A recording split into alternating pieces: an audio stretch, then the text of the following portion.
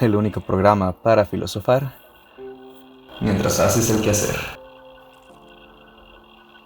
¿Dónde diablos me quedé la vez pasada? A ver... sí, el cientificismo y esas cosas. ¿Te has preguntado alguna vez, ¿y si la ciencia estuviera mal? Digo, no me refiero a que tires tu libro de conocimiento del medio y el atlas de geografía de paso, que al cabo ni cabía en la mochila.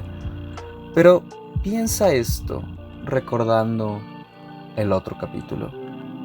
¿Por cuánto tiempo se pensó que la Tierra era plana e inmóvil? No es como que no existiera ciencia en ese entonces, pero la forma en que la estábamos haciendo no nos estaba mostrando la verdad. Las investigaciones quedaban sesgadas por las herramientas que teníamos para realizarlas. Imagínate clavar un clavo con un desarmador porque nadie te ha mostrado un martillo.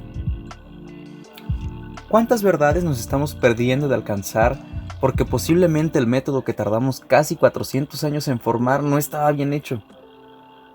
Y hablando de las ciencias sociales, ¿de qué manera nos hemos cegado con el argumento de la ciencia para seguirnos haciendo daño, tanto en nuestros sistemas como en nuestras leyes? ¿Debe regularse acaso lo que podemos estudiar de acuerdo a bases morales? ¿No se supone que a los datos no le importan tus sentimientos? Miren, para esta sesión, como habíamos quedado, vamos a tratar las posturas que critican al cientificismo. Hay que aclarar que, aunque nos hemos acostumbrado gracias a los medios a creer que por crítica estamos hablando de darle hate al método y cancelarlo en sus redes sociales, la cosa no va exactamente por ahí. Cuando hablamos de criticar al método, se trata de hacer un estudio exhaustivo a todo lo que conforma la manera en que los señores con bata se pusieron de acuerdo para hacer ciencia, cuestionarla y preguntarse si existen otras formas en que se pueda producir o mejorar la forma en que nos da resultados.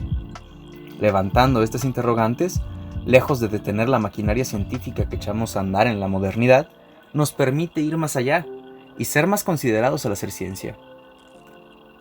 Ahora bien, ¿cuál es el problema con el cientificismo? Si durante tus años escolares tuviste buenos profesores que te animaron a interesarte por la ciencia, muy posiblemente la verás como algo bueno, y te sonará extraño hablar de una crítica al cientificismo, como si el que lo escribiera hubiera gritado ¡muerta la ciencia!, y se hubiera empinado una botella de dióxido de cloro mientras rompe su cartilla de vacunación. Y es difícil abordar el tema sin aparentar inclinarnos mucho de este lado de la balanza. Parece que este obstáculo está en cómo observamos el mundo, en lo que llamamos dominantes culturales. Esto es, sobre qué eje giran nuestra educación, nuestras costumbres, nuestro arte, nuestras películas, nuestras discusiones. Verán, Alan Watts decía que uno de los principales problemas de la modernidad fue que solo reemplazamos un mundo creado por un mundo mecánico, como si este fuera un reloj y cada parte que lleva necesitara tener una función. A la cabeza todas las respuestas las tendría la ciencia. Yo me atrevería a decir que hoy en día hemos modificado un poquito este sistema. Ahora la forma de ver el mundo es como digital, como una pantalla, como un teléfono, y a la cabeza tenemos a la tecnología. Y no es que esté mal tener una concepción del mundo, pero observar el devenir de esta manera tan controlada, tan específica, en palabras de Fromm, te enajena y te va volviendo poco a poco en un ser humano sin sensibilidad, que realiza sus actividades como un robot, un autómata. Lo que sucede cuando una cantidad enorme de gente vive bajo estas ideas es que le empezamos a atribuir a la ciencia características que no precisamente está exhibiendo. ¿Recuerdas cuando hace unos 4 años de repente Facebook se empezaba a plagar de notas que decían: estudio científico demuestra que la gente más huevona es la más inteligente? O estudio científico demuestra que quienes llegan tarde tienen un cerebro más chido. ¿Lo recuerdas? Esto es lo que pasa cuando le das un peso demasiado fuerte al cientificismo, y sobre todo a la forma en cómo se comparte, cuando crees que todo lo que importa en la ciencia es la metodología, la parte que tiene de herramienta, pero no sabes muy bien cómo utilizarla. Entonces es muy posible que te golpees los dedos.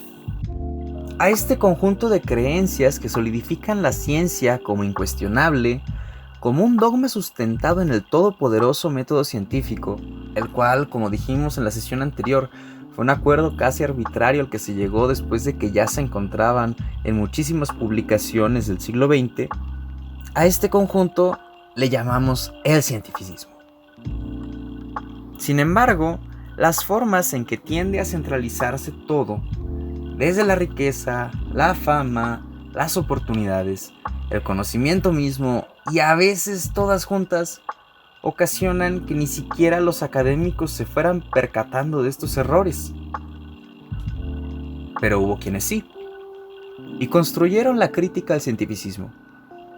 Ellos tuvieron el objetivo de crear un sistema más abierto, más eficaz de producir conocimiento, libre de dogmas y bueno, la verdad no cambió mucho la situación porque las grandes empresas pagan por resultados inmediatos, como las farmacéuticas, que cambian los componentes de sus medicamentos regularmente solamente para conservar una patente. Pero mínimo ya los tenemos bien criticados, ¿no? Esta corriente fue encabezada, pues, por 3 señores del siglo pasado, licenciados en la Universidad del Punk: Thomas Kuhn, Paul Feyerabend y Karl Popper. Thomas Kuhn escribió un libro llamado La estructura de las revoluciones científicas. Nos plantea algo muy interesante. Cuando uno se forma como científico, especialmente hablando de biólogos, químicos, físicos, médicos, no es como que te formen leyendo los libros de aquellos que realizan los descubrimientos, aquellos que inventan las leyes. Más bien pasa algo como que se realizan muchos experimentos por parte de una universidad o una empresa. Luego llegan un montón de divulgadores, periodistas y comunicadores que estudian lo que pasa en esos experimentos, los interpretan y dan su versión para una revista. Luego, si las cosas que tiene esta revista, todos estos datos, son lo suficientemente relevantes, una editorial importante en el campo toma lo que dicen estas revistas y las compilan en sus libros que servirán para que los futuros científicos traten de entender qué sucedió. Como el lenguaje de los señores que hacen las revistas es demasiado complejo para que lo lea un estudiante que solo busca probar la materia, quienes hacen los libros necesitan que el conocimiento sea comprensible para el estudiante. Y esto lo logran a través de los modelos. Hablamos de ejemplos sencillos que ignoran todas las variantes extra y se ponen de cara al punto que te busca enseñar. Te voy a regresar a la prepa un momento. No, salte del billar, va a empezar tu clase. Sé que posiblemente no le prestaste mucha atención a tus lecciones de física, pero sí recordarás algunos conceptos. Por ejemplo, viste que para sacar la velocidad de un automóvil tienes que dividir la distancia entre el tiempo. Y puedes invertir estos datos según como haga falta. Y aquí te daban problemas donde hablaban: si un auto viaja a una velocidad constante y bla bla bla, esto que estudias aquí es un modelo. Uno muy sencillo, pero es un modelo. En la vida real hay muchísimos factores que pueden modificar este sistema, como la aceleración, la fricción del suelo, la tracción del automóvil, la cantidad de tráfico, el número de veces que debes de bajar la velocidad para no atropellar a un niño con patines que quiere cruzar el periférico, el algoritmo y sincronización de los semáforos. Todo esto también influye y debe de ser estudiado para analizar la velocidad. Por eso es que muy rara vez importa qué tan rápido alcances a ir en la ciudad. Estos factores hacen que tu tiempo de llegada cambie 5 minutos a lo mucho entre punto A y punto B. Así que, aparte de procurar salir a tiempo para evitar ir a una velocidad peligrosa con la que muy posiblemente ocasiones un accidente y de todas maneras llegues tarde, aprovéchalo para entender que el tiempo es igual a distancia entre velocidad. Es un modelo, no está mal, pero el conocimiento que lleva detrás es mucho más complejo y estás estudiando un principio. Entonces, como científico, cuando llegas a estar del otro lado, vas a notar que la manera de enseñarlo no siempre corresponde exactamente a lo que hay en la realidad. Ahora te voy a sacar de tu clase de física de la prepa y te voy a meter en química. Y no, lo siento, hoy no hay práctica en el laboratorio, pero está bien, porque muy seguramente olvidaste llevar 5 globos de diferentes colores y botellas de plástico, así que no tendrás que empinarte tu refresco en 10 segundos y buscar que alguien más se junte en tu equipo. Tal vez tus clases fueran con un libro que te decía algo más o menos como: en 1777, un cuate con un apellido que se parecía como a Larousse, pero que en realidad era Lavoisier, descubrió el oxígeno. Y te pone una imagen de un señor con peluca cuya cabeza no permanecería mucho más tiempo sobre sus hombros gracias a la Revolución Francesa. Luego te pasan directo a los trancazos resolviendo problemas de fórmulas químicas. Al enseñarlo de esta manera, hacemos de lado que realmente no era una sola persona, sino muchas, en especial 3, que trabajaron por separado y llegaron a conclusiones respecto a esta misma materia, como Scheele, que 5 años antes lo había aislado y lo había llamado el aire del fuego, que de hecho suena más chido que oxígeno, pero tú sabes. O Priestley, que descubrió su importancia en los seres vivos, pero que no tenía ni idea de que había descubierto en realidad, así que lo llamó aire deflogistizado. Y no parece hacerte mucho sentido ya que nunca escuchaste hablar del flogisto. A lo que trato de llegar con esto, y a lo que trata Thomas Kuhn, es que nos hacemos una idea de la ciencia como una bolsa mágica gigante, a la que cada científico en un momento específico de la historia le proporciona algo, y que tu rol, si decides hacerte científico, será trabajar por hacer que esta bolsa se llene de más y más cosas que quedarán plasmadas con tu nombre en la posteridad, para que miles de estudiantes en el futuro se quebren la cabeza resolviendo problemas. Y esto genera conflicto, porque ahí donde los ves, estos científicos que día a día generan conocimiento, también fueron estudiantes, enseñados mediante modelos y libros con datos y fechas que tenían que memorizarse. Y creo que me vas entendiendo cuando te digo que esto parece jugar a un teléfono descompuesto histórico. Kuhn nos dice que con esta idea en mente, pensamos que todo el conocimiento que se haya desmentido a través del tiempo no es ciencia. ¿Pero cómo? Si utilizaban el método científico. ¿Entonces el método no sirve? Pero no nos deja en el aire. Nos apunta a que la respuesta que necesitamos está en las revoluciones científicas. Todo este proceso de aprender los descubrimientos a través del tiempo que les señalé con el ejemplo de la prepa, construye algo que recibe el nombre de paradigma. Sobre este paradigma se va formando toda la ciencia. Recuerda un momento los principios de la teoría geocéntrica e imagínate 500 años atrás. Si observas el cielo, podrías ver que los astros se van moviendo, pero no sientes que la Tierra se esté moviendo, ¿o sí? Si tú ves un ave volar, no es que solamente planee estática y se espere a que la Tierra gire lo suficiente y llegue hasta donde necesita. Si tú leías las escrituras religiosas y las interpretabas, parece que la Tierra, con todo lo que contiene, es súper importante y todo lo que está alrededor está a su servicio. Esto construyó un paradigma y las ciencias consideraban estos hechos. Y como el más perrón para descifrar todo esto era Ptolomeo, se le considera el paradigma tolemaico. Aquí la astronomía consideraba el movimiento de los cuerpos celestes respecto a la Tierra. Los astros que se alineaban en ciertos ciclos lunares podían mejorar la vida de las personas que sincronizaran su energía con la manera de fluir del universo, y te daban el horóscopo. La geografía se podía expresar mediante latitud y longitud para crear mapas correctamente acerca de la Tierra. Como las cosas caían de acuerdo a su propio peso, no existía una fuerza que debiera de estar sosteniendo todo este sistema para que no se nos cayera la luna encima. Todo estaba bajo control, hasta que llegó un loco llamado Copérnico que dijo: pues oye, igual y a lo mejor este rollo no es cierto, ¿no? A lo mejor más bien la Tierra es la que se mueve alrededor del Sol y no somos tan importantes como pensamos. Estaba retomando las ideas de Aristarco de la antigua Grecia, las cuales habían sido demolidas cuando llegó Ptolomeo. Esta pregunta hizo que el viejo modelo empezara a entrar en una fase de crisis.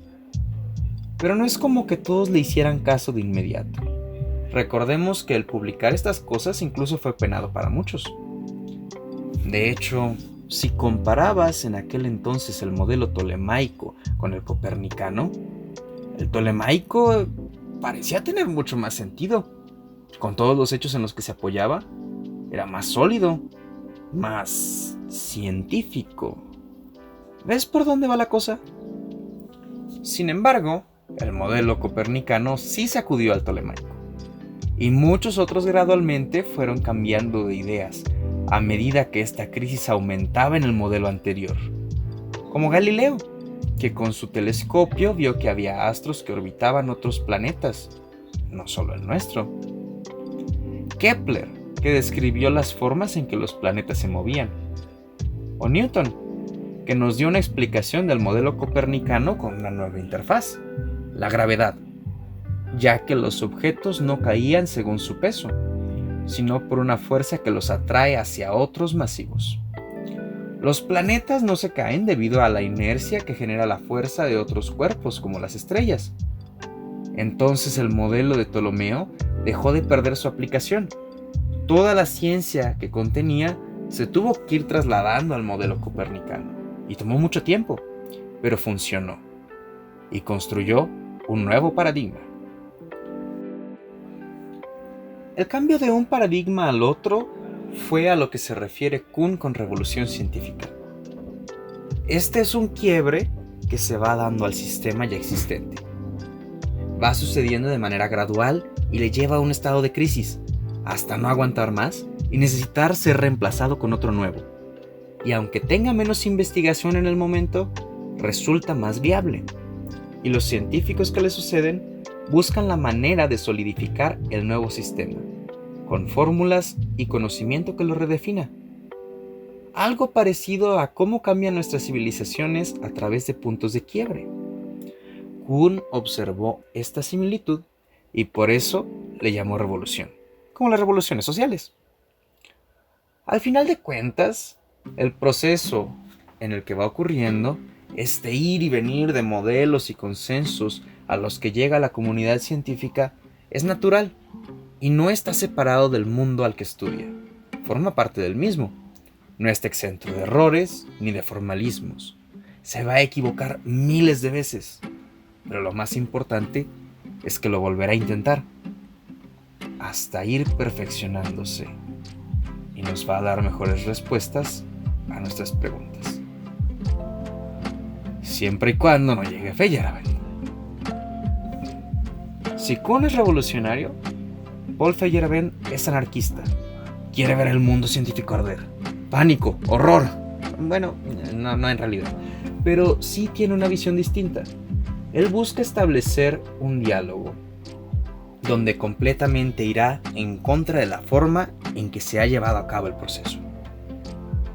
Propone el anarquismo epistemológico, el cual se resume en una máxima: todo sirve. ¿Qué significa esto? Te lo contaré enseguida. El problema con Feyerabend es que su eslogan resulta un poquito extra. Quería hacer un texto provocador y vaya que lo logró. En algunos de sus momentos más oscuros, en que fue severamente juzgado por los demás académicos, declaró no desear haber escrito el libro. Originalmente fue un proyecto que desarrolló junto a un gran amigo suyo, Imre Lakatos, quien también era un crítico de los modelos. Sin embargo, presentaba una postura contraria. Así, mediante los textos que se escribieron en cartas durante años, iban a ser ajustados en un libro llamado Tratado a favor y en contra del método. Feyerabend diría una declaración muy fuerte en contra del método científico, y Lakatos daría una respuesta tan o más contundente a continuación. Tristemente, Lakatos nunca llegó a ver la obra terminada ya que murió tiempo antes, y Feyerabend tuvo que publicar solo sus partes, dejando un libro llamado Tratado contra el método. El Tratado contra el método tiene en mente rechazar la creencia de que la metodología sea lo más importante de hacer ciencia. Si se puede llegar a conocimientos concretos por otros medios, ¿para qué imponerle a todo una sola forma rígida y llena de formalismos y de especificaciones y de pasos para asegurar lo que es o no es verdadero? Como bien vimos en la sesión pasada, el método científico nos ayudó a lograr marcar una barrera que distingue el conocimiento de las patrañas. Pero entonces, ¿qué? ¿En verdad pensamos que todo el conocimiento desarrollado durante 150,000 años de historia humana no fue real porque no siguió una lista de instrucciones? Aún más importante, los grandes descubrimientos que construyeron el paradigma sobre el que colocamos la modernidad no fueron 100% metodológicos. Se nos presenta entonces el caso de Galileo, quien es ampliamente admirado por Paul. Hablamos de uno de los predecesores de la física moderna, y una de sus principales características es recurrir al racionalismo cuando las pruebas empíricas, limitadas a lo que podían percibir nuestros sentidos, no eran suficientes para descubrir el funcionamiento de algo tan superior a nosotros como los planetas. Y aunque su forma de redactarlo parecía venir de casos hipotéticos planteados desde la experiencia, la neta sí se la fumaba con retórica que probara su punto.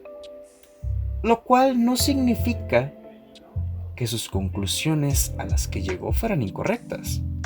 Todo lo contrario.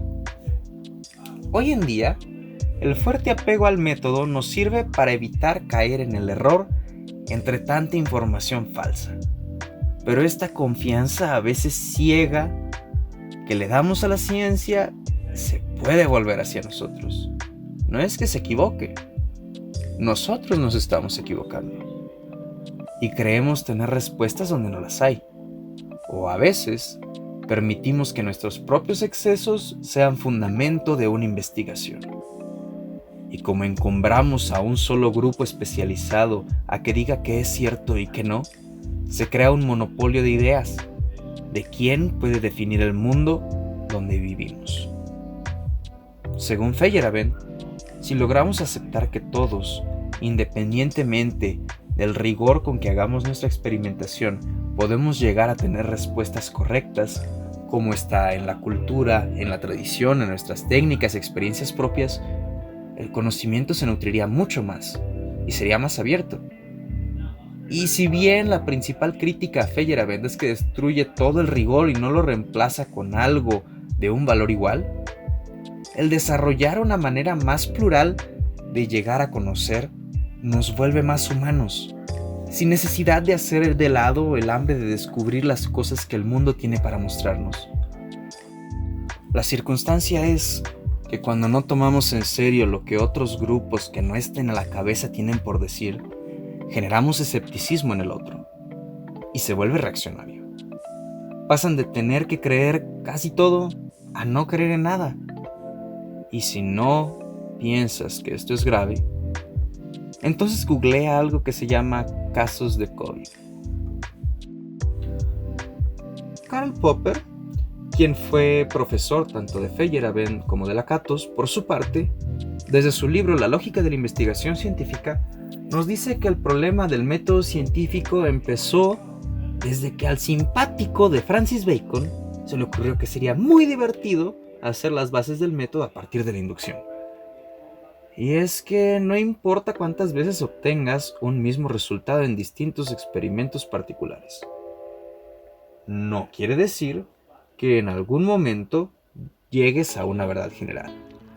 Esto ya nos lo decía Aristóteles. La única manera de descifrar una verdad absoluta está en el silogismo deductivo, es decir, pasando de afirmaciones generales a particulares. Si ignoramos este supuesto, entonces ignoramos que con el método inductivo de la ciencia nos sería imposible llegar a verdades absolutas. Mira, no porque ninguna canción de reggaetón que hayas escuchado te guste, significa que de esto del género. Tal vez solo es que no has tenido la oportunidad de escucharlas todas. Popper nos dice entonces, ya que nos sería imposible descubrir afirmaciones generales en todo lo que observamos en la naturaleza, nos dice que a lo más que podemos llegar es a no estar incorrectos. Y tal vez, solo tal vez, esto te puede acercar más a la verdad que siguiendo un método de principio a fin. Sobre todo si hablamos de seguir estos procedimientos científicos de manera dogmática. A esta nueva forma de observar la ciencia le llamamos el falsacionismo, y tiene ciertas reglas, las cuales, de hecho, más que abogar en principio por abandonar toda metodología, optan por complementarle y reemplazar el inductivismo que llevan las ciencias para hacerlo de manera deductiva, al establecer comparaciones con teorías ya aceptadas en busca de contradicciones y hacer una rigurosa experimentación en busca de falsar nuestra hipótesis. Mediante el uso del método deductivo, utilizar un razonamiento adecuado nos permitirá concluir de manera adecuada. La razón y la experiencia no tienen por qué ir en contra, tienen que complementarse. Realizar esta actividad en nuestra investigación nos va a permitir que evitemos sesgar nuestra información por nuestras hipótesis, pues muchas veces puede que los resultados no estén exactamente explicando lo que creemos, y es necesario analizar los hechos desde otra perspectiva. Te voy a poner un ejemplo. Durante la Segunda Guerra Mundial, el grupo de los aliados decidió que debían comenzar a reforzar sus aviones de combate. Así que fueron estudiando los aviones que regresaban de la batalla para ver qué partes lo necesitaban más, ya que si reforzaban todo, el avión se iba a volver demasiado pesado y se iba a dificultar el vuelo. Notaron que las partes que tenían más impactos de bala eran las orillas de las alas, la cola y el centro del avión. Entonces estas partes serían las partes que mejorarían. Estaban en lo correcto, ¿no? Hicieron una observación de necesitar más refuerzo. Estudiaron un avión que regresó de la guerra y concluyeron que las partes más dañadas necesitaban más refuerzo. Claramente es un estudio de carácter científico. Y está bien, ¿verdad? Pues no. Y te voy a explicar en dónde se equivocaron. Cuando el matemático Abraham Wald se dio cuenta del plan que tenían, les dijo: bueno, ¿están tontos o qué? A lo mejor no con esas palabras, pero les señaló que su error estaba en revisar dónde proteger a los aviones que sí regresaban de la batalla, lo cual significa que los aviones que eran dañados en estas partes sí podían regresar a casa, a diferencia de los otros, baleados en las turbinas, en la parte media de las alas o el frente, que no tenían oportunidad de regresar. Si te fijas, ambas observaciones estaban analizando exactamente los mismos hechos. La experimentación era la misma, pero las conclusiones se oponen. A este tipo de error en que caemos al interpretar la información se le conoce como el sesgo del superviviente, y aplica para muchísimas situaciones en que prestas demasiada atención a quienes sí pasan la prueba cuando deberías de enfocarte en quienes no. Así como este tipo de sesgo, existen muchos otros, y falsear nuestra información con teorías nos permite no llegar a dar por sentada una conclusión a la que solo se le buscó verificar, mas no poner en prueba su realidad. Finalmente, ¿qué podemos decir? ¿Es acaso que la ciencia esté mal? ¿O que las cosas que están mal no son ciencia? Tal vez nosotros fallamos en reconocer que la ciencia es una herramienta humana. Somos humanos y vamos a cometer errores en miles de ocasiones. Pero la ciencia siempre se ha tratado de eso: experimentar, sacar errores, aprender de ellos y corregirlos. Cuando Einstein quiso pasar de la relatividad especial a la relatividad general, comenzó 2 años después de haber hecho la primera teoría y tardó 8 años de estudio en poder complementarlo, equivocándose una y otra vez. También, si las cosas que por años creíamos que eran ciertas resulta que están mal, no quiere decir que la ciencia sea mala o que deba de apegarse más a sus dogmas. Solamente significa que estábamos equivocados, analizando datos de una manera incorrecta. También es importante rescatar que el conocimiento no se concentra, más bien está repartido entre toda la humanidad. No hay un monopolio de ideas porque nosotros somos las ideas. Y si buscamos puntos de acuerdo, es necesario escuchar las diferentes perspectivas, para evitar la polarización que enajene a los distintos sectores. Este último año ha sido más evidente que nunca cómo el papel que juegan nuestros supuestos expertos tiene efectos en aquellos que reciben la información, y daña la perspectiva de la población si lo hacen mal. Entre tanta desinformación promovida desde líderes y expertos que, por ejemplo, piensan que es mejor evitar una medida como el cubrebocas por no ser 100% eficaz, orillas la opinión pública a desconfiar de lo que los grupos de científicos trabajan por hacernos entender. Mientras tanto, si la comunidad que busca hacer que se sigan las medidas no se aproxima de la forma correcta hacia quien más debe de seguirlas, quienes tienen mayor riesgo, o sea, la gente que no puede quedarse en casa, no podemos esperar que mejore nuestra condición. Nuestras vidas dependen de esto, y tener una mente crítica hacia los expertos y los científicos nos ayuda a que nuestras instituciones mejoren, mas debemos saber en qué punto ceder y reconocer que las acciones que se nos recomiendan son por nuestro bien. Y con esto quiero cerrar. La crítica al cientificismo no aboga por destruir la ciencia. Persigue lo mismo que el científico tradicional: mejorarla. Las visiones se contraponen, y en nosotros está que el resultado de este enfrentamiento sea el que más nos beneficie.